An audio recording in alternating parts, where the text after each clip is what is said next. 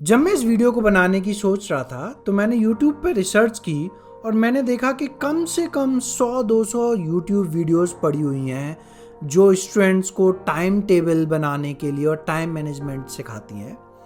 But उन सभी videos में मुझे कुछ ना कुछ प्रॉब्लम दिखी, क्योंकि वो सभी वीडियो किसी ना किसी लेवल पे ये अज्यूम कर लेती हैं कि सारे स्टूडेंट एक जैसे ही हैं और कोई एक परफेक्ट टाइम टेबल होता है जो स्टूडेंट्स को फॉलो करना ही चाहिए, और अगर वो टाइम टेबल फॉलो नहीं किया तो स्टूडेंट्स का सिलेक्शन नहीं होगा।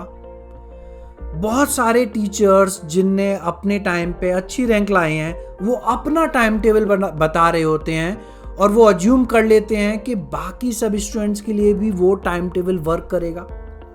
बट मैं गारंटी दे सकता हूँ कि तुम जाके वो वीडियोस देखो, उन टाइम टेबल को फॉलो करने की कोशिश करो और मेजॉरिटी ऑफ टाइम तुम उन टाइम टेबल्स को फॉलो नहीं कर पाओगे, फॉर अ सिंपल रीज़न कि सभी स्टूडेंट यूनिक होते हैं। उनकी लर्निंग एबिलिटी, उनकी लर्निंग कैपेसिटी, उनकी रिक्वायरमेंट यूनिक है।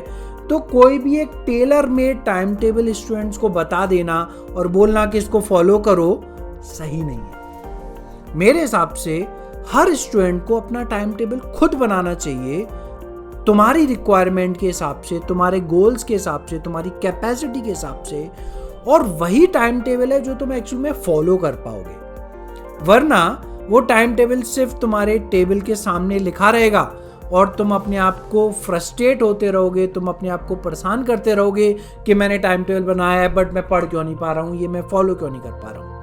और ये बहुत ज़्यादा फ्रस्ट्रेटिंग और डिप्रेसिंग हो जाता है स्टूडेंट्स के लिए। सो मैं तुम्हें कोई टाइम टेबल नहीं देने वाला हूँ। I am just going to share some of the things जो इवन मैं अपने कॉर्पोरेट क्लाइंट्स को भी सिखाता हूँ कि किसी भी टाइम टेबल या टाइम मैनेजमेंट में किन किन चीज़ों का ध्यान रखना चाहिए, और अगर तुम उन चीज़ों का ध्यान रख के खुद से टाइम टेबल बनाओगे तो डेफिनेटली वो टाइम टेबल ज़्यादा प्रोबेबिलिटी है कि तुम फॉलो कर पाओ और वो तुम्हारे लिए इफेक्टिव हो, यूजफुल हो, रादर देन जस्ट एक पीस ऑफ पेपर पे लिखी हुई चीजें बन जाए। फर्स्ट, किसी भी टाइम टेबल बनाने से पहले तुम्हें क्लियर होना चाहिए कि तुम्हारे दिन का गोल क्या है। अगर तुम क्लियर हो तो 2 क्वेश्चंस के आंसर करो अपने लिए।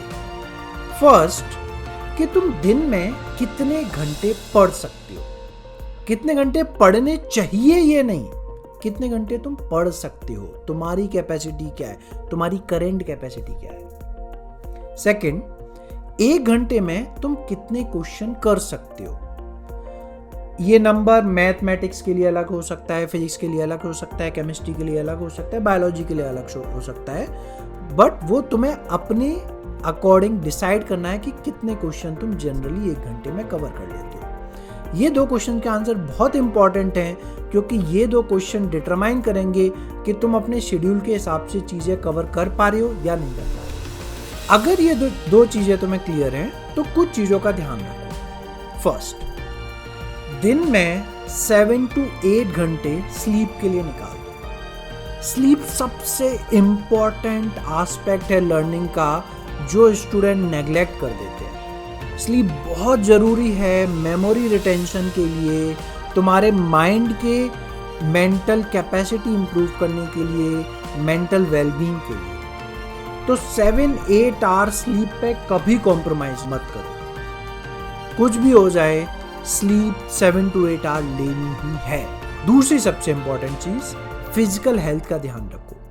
जेईई नीट की प्रिपरेशन 1 महीने का काम नहीं है, 2 महीने का काम नहीं है, ये 1 साल, 2 साल या 3 साल का काम है।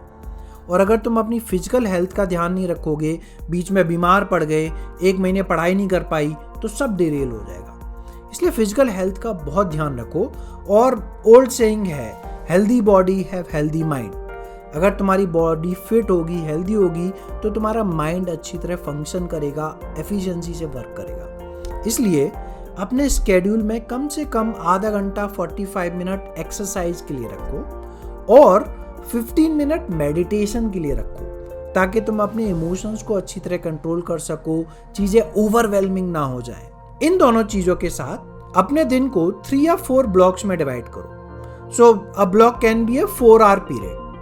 तो एक ब्लॉक हो सकता है सुबह 8 से 12, दूसरा ब्लॉक हो सकता है 12 से 4, तीसरा ब्लॉक हो सकता है 4 से 8, चौथा ब्लॉक हो सकता है 8 से जब भी तुम सो रहे हो, राइट। और तो ये 3 ब्लॉक हो सकते हैं, 4 ब्लॉक हो सकते हैं, तुम अपने हिसाब से डिसाइड कर सकते हो।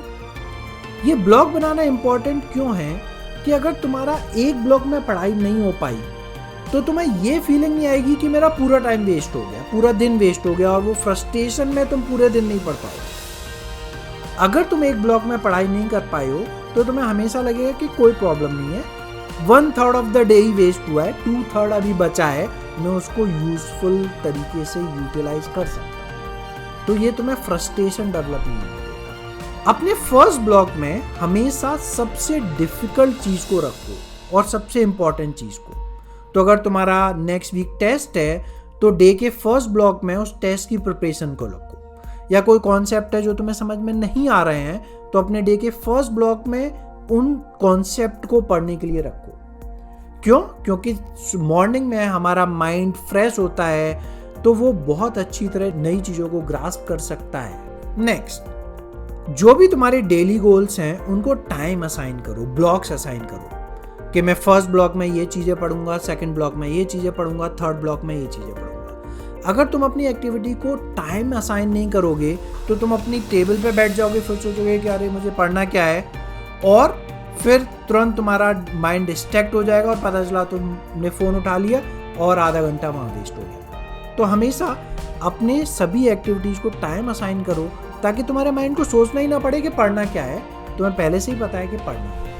टाइम असाइन करते समय जो फर्स्ट 2 क्वेश्चंस था उनका ध्यान रखो कि अगर तुम 1 घंटे में मैथ के 10 क्वेश्चन ही कर पाते हो तो अगर तुम्हें 20 क्वेश्चन कवर करने हैं तो ऑब्वियसली उसको 2 घंटे असाइन करने पड़ेंगे। यहाँ सबसे ज़्यादा प्रॉब्लम हो जाती है। स्टूडेंट काफ़ी ऑप्टिमिस्टिक तरीके से टाइम शेड्यूल बनाते हैं, उन्हें लगता है कि वो 1 घंटे में 15-20 क्वेश्चन कर डालेंगे, फिर नहीं होते हैं, फिर फ्रस्ट्रेट होते रहते हैं। इसलिए फर्स्ट 2 क्वेश्चन के आंसर बहुत ऑनेस्टी से दो ताकि बाकी शेड्यूल ऐसा बन सके जिसको तुम एक्चुअली में फॉलो कर सको। प्लस कुछ बफर टाइम छोड़ो, बहुत इंपॉर्टेंट है कि कुछ बफर टाइम छोड़ो। स्टूडेंट अपने शेड्यूल को इतना पैक कर देते हैं कि अगर कुछ भी इमरजेंसी आ गई या कभी तुम्हारा फोकस नहीं हो पाया और कोई टाइम तुम पढ़ नहीं पाए तो वो चीज़ लॉस्ट ही हो जाती है। फिर तुम फ्रस्ट्रेट होते हो कि मेरा डे का गोल कवर नहीं हो पाया। इसलिए पहले से ही कुछ बफर टाइम रखो, 1 घंटे का, 1.5 घंटे का,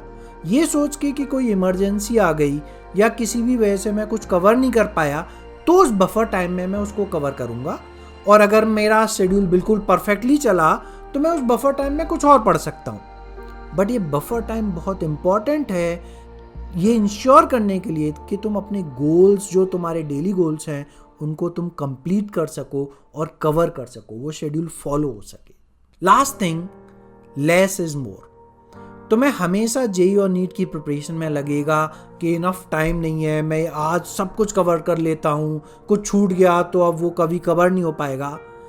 बट बिलीव मी, मेरे 12 साल के एक्सपीरियंस में मैंने रियलाइज़ किया है कि जो स्टूडेंट कम कवर करते हैं बट अच्छे डेप्थ में कवर करते हैं वो हमेशा ज़्यादा अच्छा स्कोर करते हैं कंपेयर टू वो स्टूडेंट जो सब कुछ कवर करने की कोशिश करते हैं और कुछ भी डेप्थ में कवर नहीं कर पाते। इसलिए mantra is less is more. Let me give you a bonus point जो पर्सनली मेरे लिए बहुत इफेक्टिवली वर्क किया है कि जो भी शेड्यूल है वो मैं 1 दिन पहले बनाऊंगा सोने से पहले।